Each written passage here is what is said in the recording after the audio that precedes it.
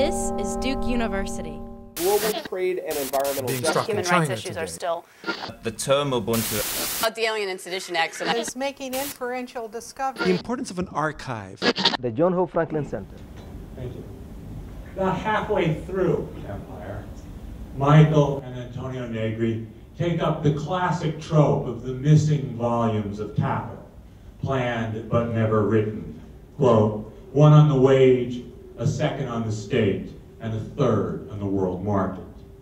The volume on the state could not be written until the world market had been realized, they suggest. A Marxian theory of the state can only be written when all such fixed barriers are overcome and when the state and capital effectively coincide. Today is perhaps finally possible, following the spirit of Marx's method, one could attempt to write the revolutionary critique of empire.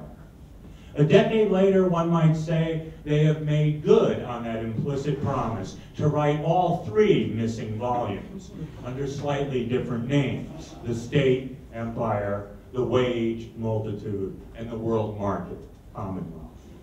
It's a remarkable work of political poetics, a revision of Marx's political theory, its theory of state, imperialism, party, and revolution, if one is speaking in the Leninist terms of the old left, its theory of hegemony, if one is speaking in the Gramscian terms of the new lefts.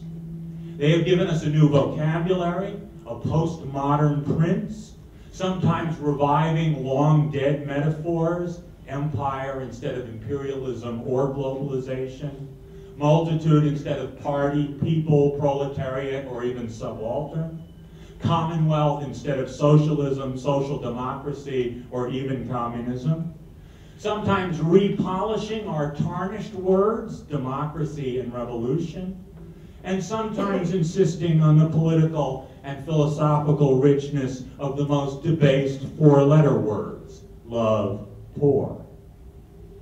Though the volumes are fundamentally a theory of politics, they have insisted from the beginning that the political and the economic cannot be neatly separated, since the state and capital effectively coincide, or as they put it in the final volume, economic capacities and acts are themselves immediately political.